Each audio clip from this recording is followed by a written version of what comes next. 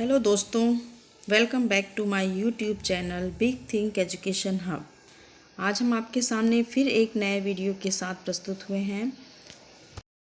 दोस्तों, आज हम संस्कृत के व्याकरण का अध्ययन करने जा रहे हैं। आज हमारा टॉपिक है संस्कृत के प्रत्यय। आज हम संस्कृत में प्रत्यय का अध्ययन करेंगे। तो प्रत्यय का अध्ययन करने के लिए सबसे पहले हमें इस प्रत्यय की परिभाषा जानना बहुत आवश्यक है।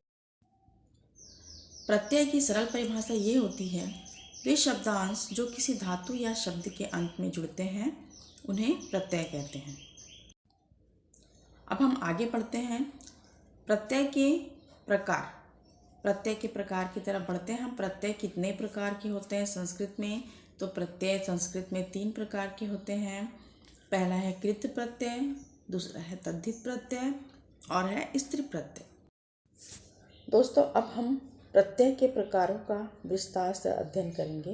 पहला है कृत प्रत्यय। कृत प्रत्यय की परिभाषा देख लेते हैं। परिभाषा है, जिन प्रत्ययों का प्रयोग धातु अथवा क्रिया के बाद किया जाता है उन्हें कृत प्रत्यय कहते हैं। इसका प्रयोग धातु और क्रिया के बाद में इसका प्रयोग किया जाता है। जहाँ हमें धातु रूप मिलता है वहाँ कृत प्रत्यय होता है। इसका उदाहरण है त्वा, त, त्वतु, क्षत्रि, शानच, तुमुन और ल्यप।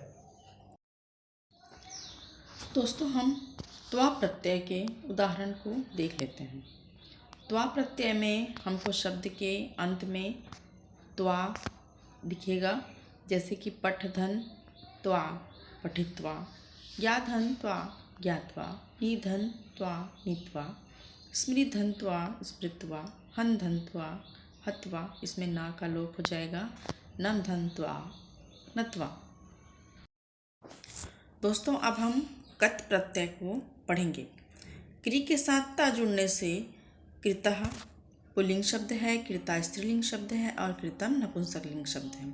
उसी तरह पट के साथ क जुड़ने से पठितः पठिता पठितम, दृश के साथ त जुड़ने से दृष्टः दृष्टा द्रष्टुम।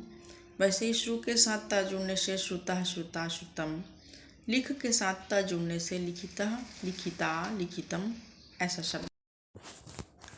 अब हम त्वतु प्रत्यय का अध्ययन करेंगे।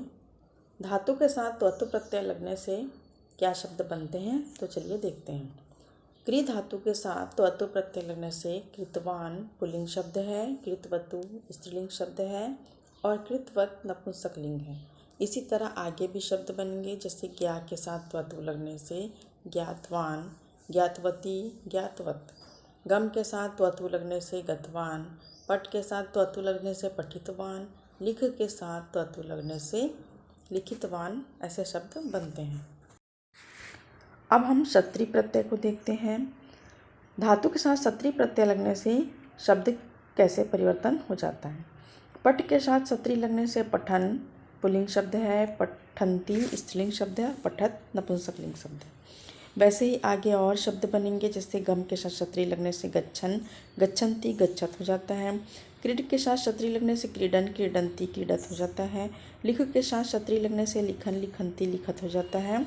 वैसे ही पीप के साथ क्षत्रि लगने से पीपन पीपंती पीबत, ऐसे शब्द बनते हैं। अब हम शानच प्रत्यय का अध्ययन करेंगे। शानच प्रत्यय का प्रयोग आत्मनेपद धातु रूप में प्रयोग होता है। जैसे सेव के साथ शानच प्रत्यय जुड़ने से सेवमाना पुल्लिंग शब्द है, सेवमाना स्त्रीलिंग शब्द है, सेवमानम नपुंसकलिंग शब्द है। वैसे ही वृद्ध के साथ शानच जुड़ने से वर्धमाना और वर्धमाना वर्धमानम, इस तरह के शब्द बनते हैं। लभ के साथ शानच जुड़ने से लभमाना, यज के साथ शानच जुड़ने से यजमाना, कंप के साथ शानच जुड़ने से कंपमाना, इस प्रकार के शब्द का प्रयोग होता है।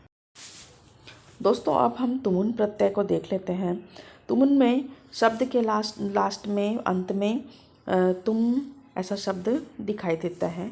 जैसे पाक धातु के साथ तुमुन प्रत्यय लगने से पातुम, दा धातु के साथ तुमुन प्रत्यय लगने से दातुम, क्री धातु के साथ तुमुन लगने से कृतुम, पट धातु के साथ तुमुन लगने से पठितुम और गम धातु के साथ तुमुन लगने से गंतुम, इस तरह के शब्द बनते हैं। अब हम ल्यप प्रत्यय की ओर बढ़ते हैं। ल्यप प्रत्यय में शब्द के अंत में हमें य दिखाई देता है और इसमें उपसर्ग होता है, जैसे कि उपधन क्री धन ल्यप, इससे बना उपकृत। अगर हम शब्द देखते हैं आगम में, इसको हमें प्रत्यय निकालना है तो हम पहले उपसर्ग आ अलग करेंगे, गम का गम धातु निकालेंगे और य के तरफ य के जगह में ल्यप का प्रयोग करते हैं। वैसे ही विधन क्रीधन ल्यप विकृत होता है, आधन निधन ल्यप आनीय होता है, प्रनम धन ल्यप प्रनम्य होता है, विधन हस धन ल्यप विहस्य होता है। दोस्तों अब हम तद्धित प्रत्यय की तरफ बढ़ते हैं। सबसे पहले इसकी परिभाषा देख लेते हैं। जो प्रत्यय संज्ञा, सर्वनाम तथा विशेषण आदि के साथ जुड़ते हैं उन्हें तद्धित प्रत्यय कहते हैं। इसके उदाहरण हैं मतुप, ठक, त्वा और तल। तो आइए देखते हैं हम तद्धित प्रत्यय। अब हम मतुप प्रत्यय को देख लेते हैं। मतुप प्रत्यय लगने से शब्द के अंत में मत शेष रह जाता है। शक्ति के साथ मतुप प्रत्यय लगने से शक्तिमत, जिसे हम शक्तिमान भी कहते हैं। श्री के साथ मतुप लगने से श्रीमत, श्रीमत, श्रीमती और श्रीमान जो होता है, पुल्लिंग, स्त्रीलिंग और नपुंसकलिंग में अलग अलग शब्द का प्रयोग होता है। बुद्धि के साथ मतुप लगने से बुद्धिमत, मधु के साथ मतुप लगने से मधुमत, कीर्ति के साथ मतुप लगने से कीर्तिमत, इस प्रकार के शब्द बन जाते हैं। दोस्तों अब हम ठक प्रत्यय के प्रयोग को देखेंगे। जैसे शरीर के साथ अगर ठक प्रत्यय लगा है तो वो शारीरिक हो जाएगा। शरीर छोटा शा है, वो आ की मात्रा लग के शारीरिक बनेगा। वैसे ही नगर में के साथ ठक लगने से नागरिक बनेगा। दिन धन ठक प्रत्यय, दिन के साथ अगर ठक प्रत्यय लगता है तो दिन का दैनिक हो जाएगा। ई की मात्रा ए की मात्रा में परिवर्तित हो जाएगी। वैसे नीति के साथ ठक प्रत्यय होने से नैतिक हो जाता है। भूत धन ठक, भूत में भा में उ की मात्रा है, वो भौ बन जाएगा, भौतिक हो जाएगा ठक प्रत्यय के साथ मिलकर। भूगोल और ठक प्रत्यय मिलकर भौगोलिक हो जाता है। इस प्रकार के शब्द परिवर्तित हो जाते हैं। दोस्तों अब हम त्व प्रत्यय को जानेंगे। जैसे कि त्वा प्रत्यय में त्वम शब्द के अंत में त्वम रह जाता है। जैसे कि महत और त्वा प्रत्यय मिलता है तो महत्वम हो जाता है।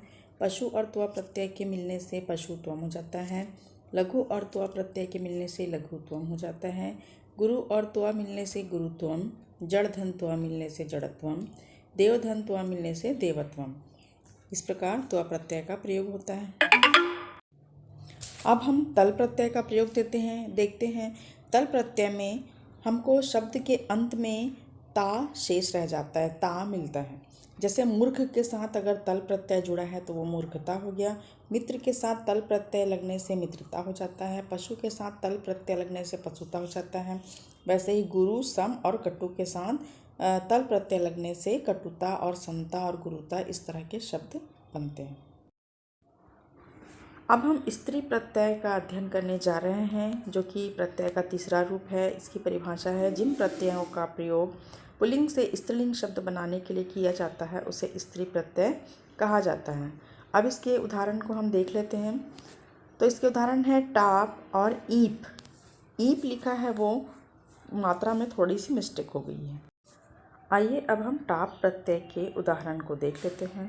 जैसे कि सुत के साथ टाप लगने से सुता हो जाता है। सुत पुल्लिंग शब्द है और टाप लगने से वो सुता हो गया, स्त्रीलिंग शब्द बन गया। वैसे ही छात्र के साथ टाप प्रत्यय लगने से छात्रा बनता है। बाल के साथ टाप प्रत्यय लगने से बाला बनता है। अज के साथ टाप प्रत्यय लगने से अजा बनता है। बालक के साथ टाप प्रत्यय लगने से बालिका और गायक के साथ टाप प्रत्यय लगने से गायिका। इसी तरह और भी शब्दों का हम अध्ययन करेंगे। अब हम ईप प्रत्यय के प्रयोग को देखते हैं। ईप प्रत्यय का प्रयोग किस तरह से करते हैं। जैसे कर्त्री के साथ ईप लगने से कर्त्री बना है।